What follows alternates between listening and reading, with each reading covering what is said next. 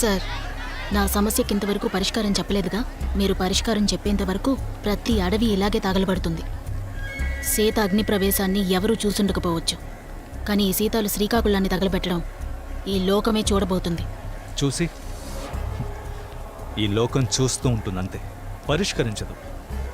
నీకు చిన్న సమస్య వచ్చినా దాన్ని తీర్చడానికి మళ్ళీ నేను, ఈ ప్రభుత్వమే రావాలి. కానీ ఎవరూ రాలేదుగా. కోర్టులో నా మొగుణ్ణి నేరస్తుడని నిరూపించి అవమానించారే గాని ఇంకేం చేశారు మీరు? కలెక్టర్ అంటే లోకంలో ఉన్న అన్ని సమస్యల్ని తీరుస్తాడనుకోకండి. నా అధికారం కేవలం ఇండియాలో మాత్రమే. మన దేశంలో ఉన్న రాష్ట్రం అయితే నేను ఖచ్చితంగా మాట్లాడేవాడిని. ఇది ఇంకో దేశానికి సంబంధించిన విషయం. వాళ్లతో మాట్లాడడానికి ఓ బృందం ఉంది. మనం వాళ్ళ ద్వారానే మాట్లాడాలి. ఎన్నాళ్ళుగా సార్? 10 మాసాలుగానా? Yes, I agree. లేట్ అయిన మాట నిజమే, కానీ వీ ప్రోగ్రెస్. ఇప్పుడు నాకు చెప్పినట్టుగానే తగలబడ్డ అడవి గురించి పత్రికల వాళ్ళకి సమాధానం చెప్తారా? నేనెందుకు వాళ్ళకి సమాధానం చెప్పాలి? నేను సమాధానం చెప్పేలోగా వాళ్ళకి ఇంకో బ్రేకింగ్ న్యూస్ వస్తుంది. నా ఆలోచన అంతా నీ గురించి మాత్రమేనమ్మా. ఆలోచిస్తున్నారా లేదా భయపడుతున్నారా సార్? నాకు భయం లేదు. మీ పోలీసుల్ని పిలిచి నన్ను అరెస్ట్ చేయమనండి. నేనెందుకమ్మా అరెస్ట్ చేయమని చెప్పాలి?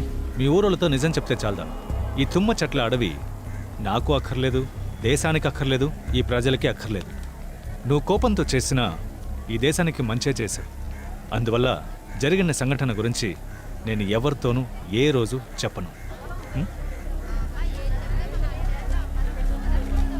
ఎన్నో ఎకరాల ముళ్ళ తుమ్మ చెట్లు కాలి బూడిదైనందువల్ల వారి జీవనాధారం దెబ్బతిందని సీతాలు, మండలం రైతులు కలెక్టర్ గారు నాకు రావాల్సిన ఇన్సూరెన్స్ డబ్బుని మా అత్త దగ్గర నుంచి ఇప్పించేశారు. ఇదంతా రణసింగం ఉండుంటే చేసేవాడు కదా, దాన్ని కలెక్టర్ రూపంలో వచ్చి చేశాడని నేను నమ్ముతున్నాను. ఇక జీవితంలో వాళ్ళ మొహం చూడకూడదనే టౌన్లోనే ఒక ఇల్లు తీసుకున్నానమ్మా. పక్కనే ఒక పెట్రోల్ బంక్లో పనికిపోతున్నాను. నువ్వు టౌన్కి వస్తే ఓసారి ఇంటికి వచ్చి వెళ్ళు. అలాగే అక్క. నటి శ్రీదేవి అకాల మరణం. Breaking news. ఇప్పుడే అందిన తాజా వార్త. ప్రముఖ నటి శ్రీదేవి దుబాయ్ లో ఈ రోజు మరణించారు. వారి వయసు 54. బాల నటిగా తమిళ సినిమాలో పరిచయమై దక్షిణ భారతదేశంలో మాత్రమే కాకుండా బాలీవుడ్ లో కూడా తనదంటూ ఓ ముద్ర వేశారు నటి శ్రీదేవి. వారి మరణం భారత చలనచిత్ర పరిశ్రమకి తీరని లోటని ప్రధానమంత్రి తెలిపారు.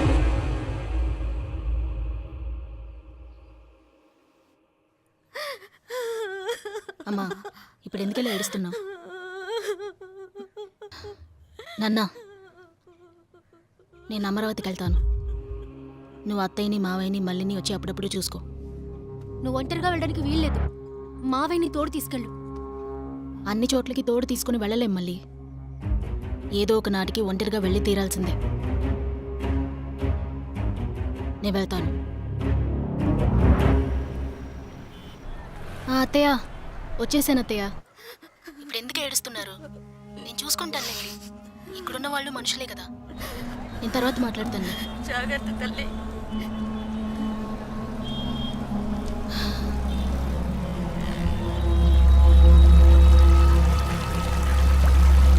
అయ్యో,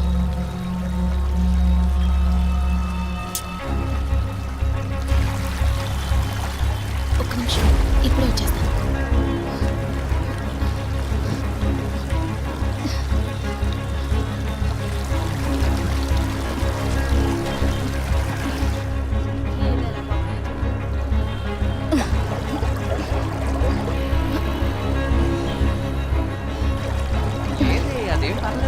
నేను ఆఫీస్కి ఫోన్ చేస్తాను.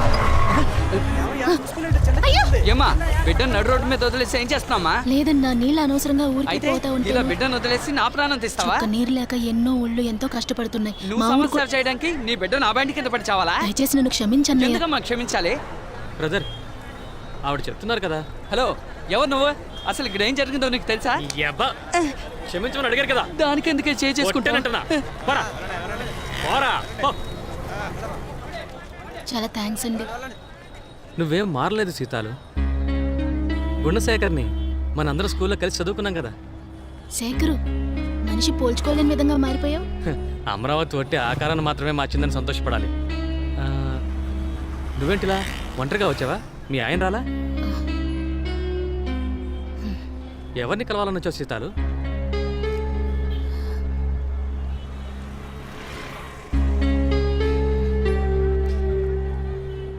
సరే కానీలే, నువ్వు పద. ఈ పక్కనే రైతు బజార్లో మా ఆవిడ పూల వ్యాపారం చేస్తోంది. తను మారు కలిసి అలాగే ఇంటికి వెళ్ళొద్దాం పద. సీతలు, నాన్న ఎలా ఉన్నారు? నిన్నే, మీ నాన్న ఎలా ఉన్నారు? బాగున్నారు. రా మీనా, ఆ? ఈవిడ పేరు సీతాలు, మా బంధువుల అమ్మాయి, శ్రీకాకుళం నుంచి వచ్చింది. ఓ అలాగా. మీనా నా వైఫ్. రామ్మా పూలు తీసుకో. పూలన్నీ ఉదయాన్నే వచ్చాయి. ఒక మూర ఇమ్మంటావా, 2 మూరలు ఇమ్మంటావా? వసే, ఆ? నీ దగ్గర పూలు కొనడానికి ఆమెను తీసుకొచ్చాను. మరెందుకు? నేను తను చిన్నప్పుడు కలిసి చదువుకున్నామే. వచ్చినప్పటి నుంచి మొహం అదలా పెట్టుకుంది. ఏంటో తెలియట్లేదు. నీతో పాటు ఇంటికి తీసుకెళ్ళి నేను వచ్చాక మాట్లాడుకుందాం. నేను ఇంటికి వెళ్ళిపోతే పూలు అమ్మేదెవరు? తీసుకెళ్ళవే, చెప్తున్నాను కదా. రామ్మా వెళ్దాం. వెళ్ళు సీతాలు. వద్దులే శేఖరు, ఇక్కడికో పని మీద వచ్చా. 10 గంటలకు ఆఫీస్ తెరుస్తారు. ఆ పని చూసుకుని అలాగే వెళ్ళిపోతా. 10 గంటలకా? సరే, నువ్వు ఇంటికి వెళ్ళి స్నానం చేసి రెడీ అయ్యారా. ఎక్కడికి వెళ్ళాలి వెళ్దాంలే. ఇటు చూడు సీతాలు, మన స్కూల్ చదివేటప్పుడు తీసుకున్న గ్రూప్ ఫోటో నా దగ్గర ఉంది. నువ్వు వెళ్ళేటప్పుడు గుర్తు చెయ్యి, నేను ఇస్తాను, తీసుకెళ్ళు. అరే రే రే రే రే. ఏంటమ్మా సార్, ఎక్స్టర్నల్ అఫైర్ ఆఫీసర్ని కలవాలి. లోపలికి వెళ్తే క్యూలో చాలా మంది ఉంటారు, అక్కడికి వెళ్ళి అలాగే నించో. సార్, అలాగే. చూడు చూడు చూడు చూడు, మావయ్య చూడు, మావయ్య చూడు, ఇటు మావయ్య చూడు. అది చి చి చి చి చి చి. నవ్వుతుంది మీ బంగారం. పేరు చూడు. జయరామ్, అటు ఎక్కడి నుంచి చూడమ్మా, వస్తున్నారు? అటు చూడు. ఇమిగ్రెంట్ డిపార్ట్మెంట్ లాస్ట్ క్యాబిన్కి అలాగే అండి.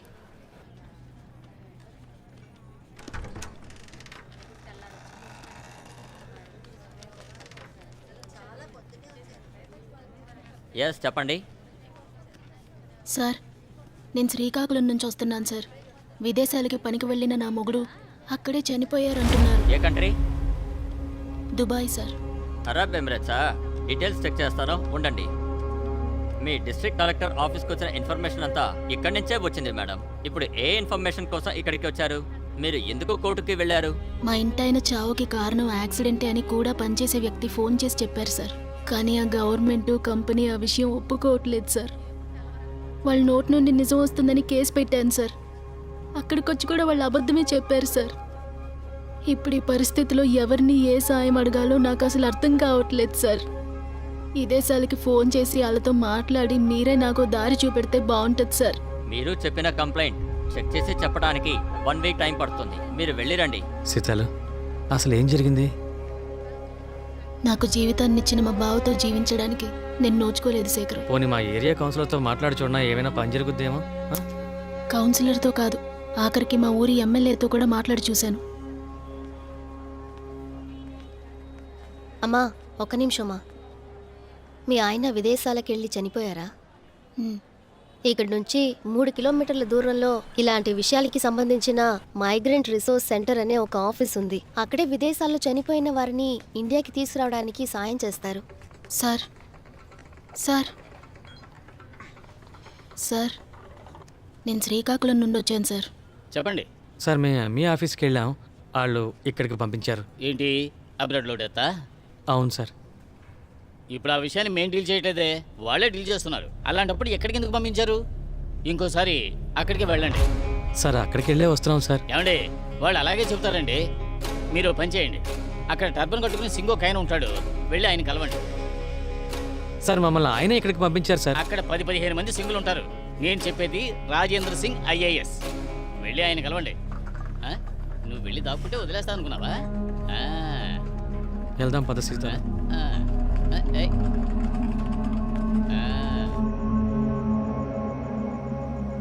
ఏమంటున్నావయ్యా?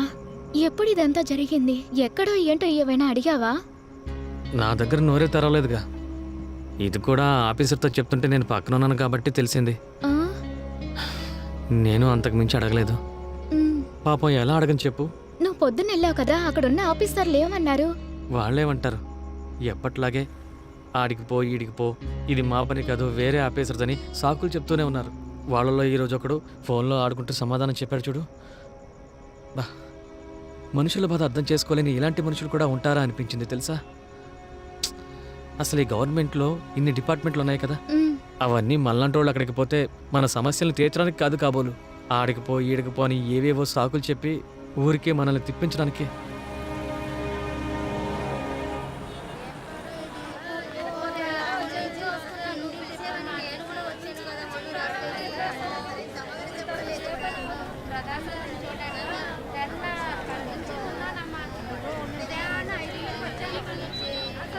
ఆగు, చూపించు.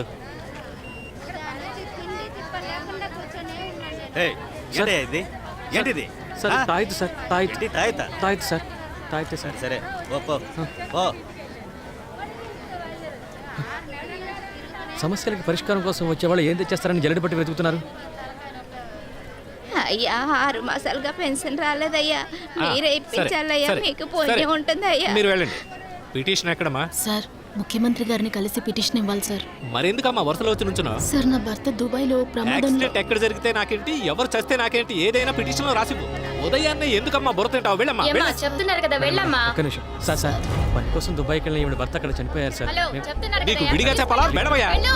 సార్ నేను అమ్మా, పిటిషన్ అన్ని నిన్ను చోట్ల వెళ్ళమని ఇచ్చాను చెప్పానా? సార్. పోలీస్, అమ్మా, ఏం పిటిషన్ చేయండి? అన్ని చోట్ల పంపించండి. ఇచ్చానమ్మా. ముఖ్యమంత్రి గారిని కలిసి అమ్మా, మాట్లాడాలి. నీకు ఓసారి సార్, చెప్తే అర్థం కాదా? సార్, మేడమమ్మా. సార్, సార్, సార్, కోపడకండి మేడం, నేను ప్లీజ్ చెప్తాను. సార్, నేను మీరే చెప్తాను ఏదో మేడం, నేను చెయ్యండి చెప్తాను. సార్. Sir, please. సిద్ధం. వదలండి.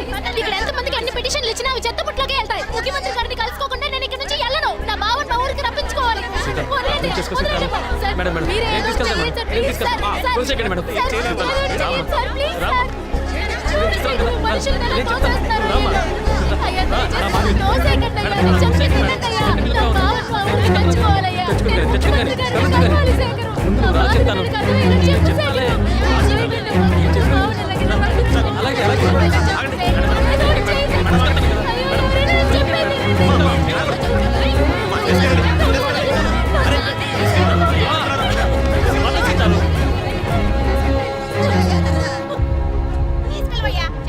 ప్లీజ్ కోపడకండి అమ్మా, నేను తీసుకెళ్తాను మీరు వెళ్ళండి. మళ్ళీ నా బావ మోహన్ నేను చూడాలి. సీతాలు మా బావని మా ఊరికి రప్పించుకోవాలి. నా మగుని తెచ్చుకోవాలి.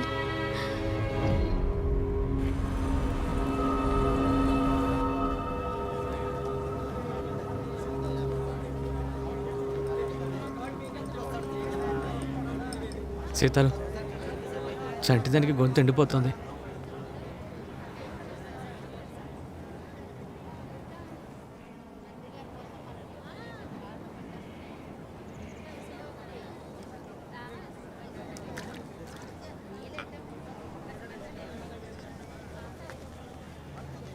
ఏమయ్యా వెనకలేవయ్యా, సారీ కొంచెం అక్కయ్య, అర్థం సారీ. చేసుకోండి అయ్యా. వచ్చేది మన ఊరి మినిస్టర్ అయితే పర్వాలేదు, సెంట్రల్ మినిస్టరు. మీ మూలైన మేం మెమోలు తీసుకోవాలా? సరే సరే వెళ్ళండి, సరే. కొంచెం వెనక్కి నిలబడండి.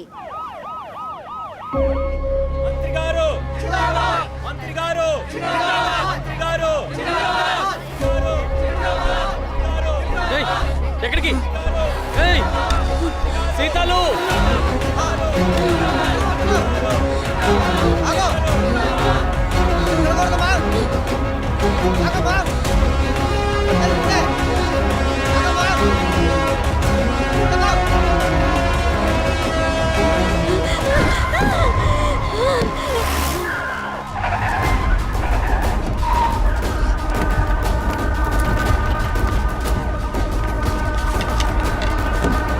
ఏయ్, ఎవరు?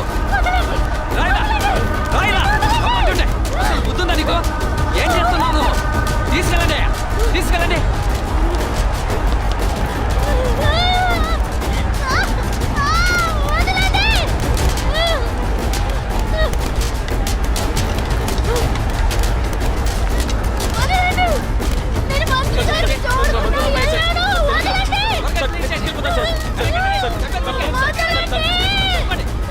నేను మంత్రి గారిని చూడాలి.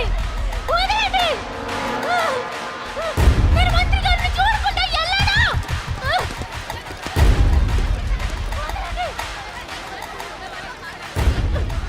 వదలండి, ఆవిడ్ని వదలండి.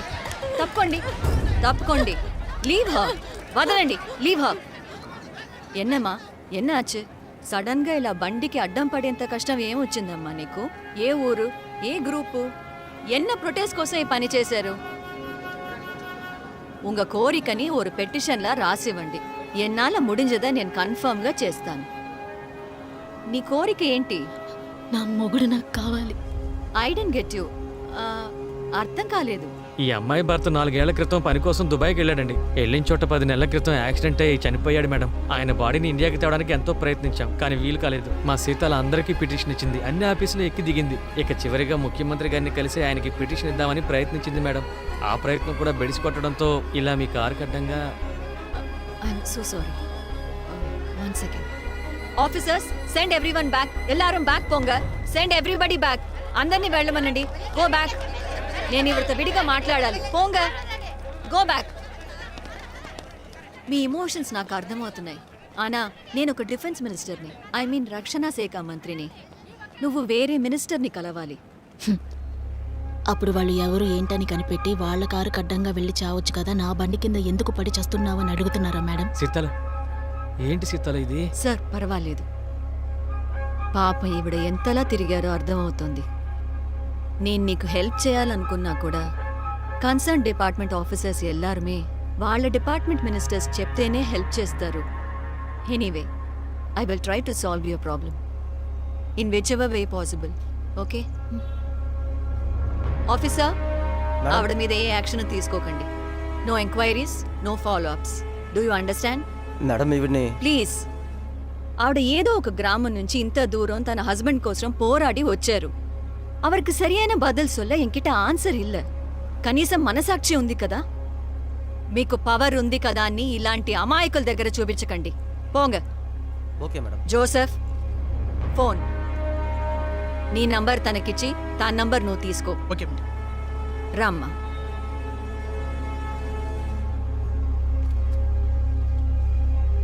నీ హస్బెండ్ పేరేంటి? అమ్మా, రణసింగం. ఓ, రణసింగం. నేను ఇప్పుడే ఈ ఇష్యూని కన్సర్న్ మినిస్టర్ని ట్యాగ్ చేసి ట్వీట్ చేస్తాను. ఇది తప్పకుండా వైరల్ అవుతుంది.